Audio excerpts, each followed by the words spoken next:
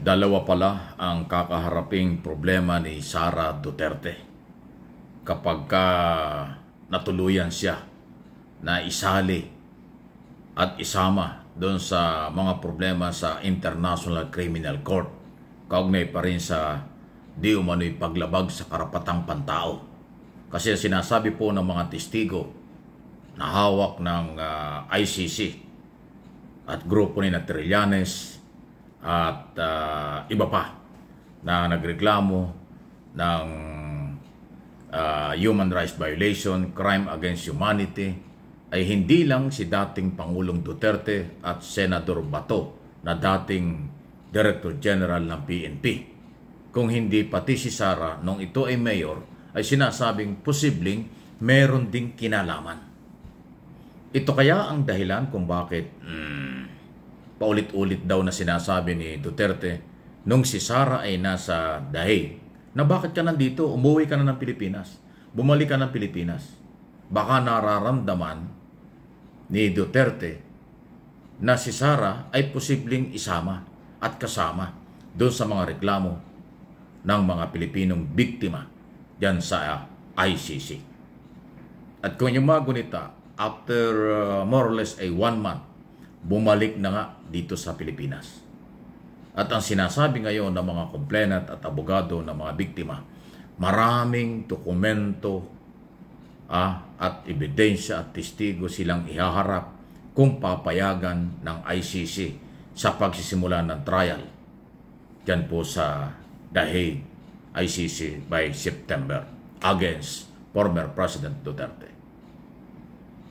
At susunod at pwedeng isabay pa yung iba sa oras na mailabas yung warrant of arrest.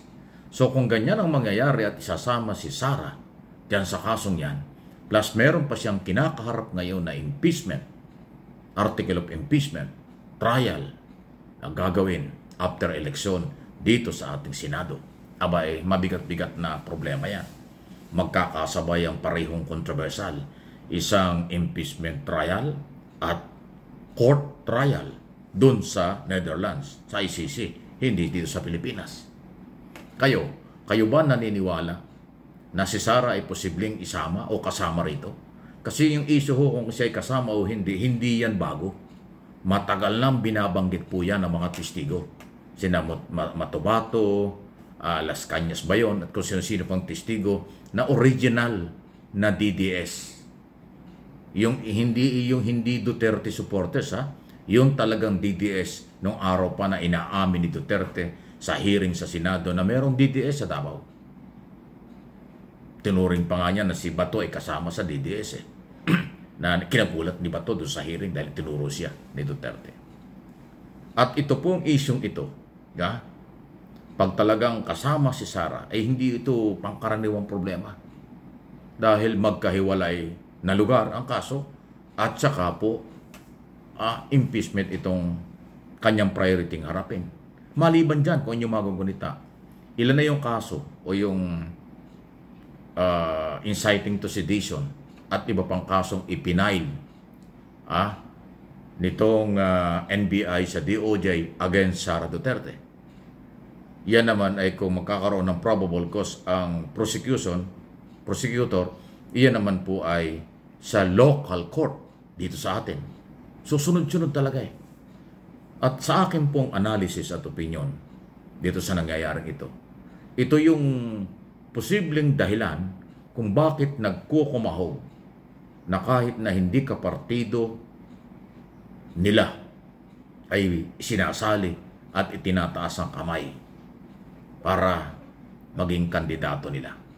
Kung yung mga gunita, hindi lang si Sara, pati si Robin Padilla, si Aimee, sila ho'y nagsasama-sama, pati si Tolentino isinama nila, pati si Camille Villar na talaga ngayon ay controversial kasi nga po ay nandun sa alyansa pero biglang sumama sa kay Sara.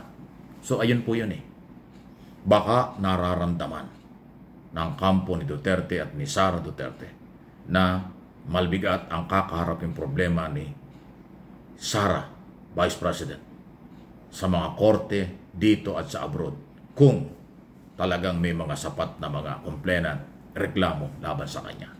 So sa tingin po ninyo, Kasi kayo, tayong mamamayan, kayong mga followers, subscribers ng aking mga channel, Mike Abby Opinions at MA Pinoy TV, sa buong mundo, kayo po ang importante sa akin. Kayo po ang importante sa aking mga topic at channel. Yung inyong kaalaman, inyong paniniwala, sa malayang paghahayag, iyan po ay mahalaga. Huwag na natin pansinin yung mga troll basher kasi negatibo yun. Ang kanila doon ay puro pagtatanggol kahit na alam nilang may complainant, may pananagutan, binabaliwala nila. Tayo, sumusunod tayo sa rule of law. Ang impeachment, rule of law. Ang court trial, rule of law dito sa atin. Kung ICC, international, rule of law din yan. Kung yung mga gunita ay pinatupad ng ating gobyerno under President Marcos, ang Republic Act 9851 para i-turn over matapos mahuli si Duterte dahil sa warrant of arrest. Yan ang obligasyon ng Philippine government sa ilalim ng batas, i-turn over sa ICC. Yan din ang gagawin doon sa mga co-accused.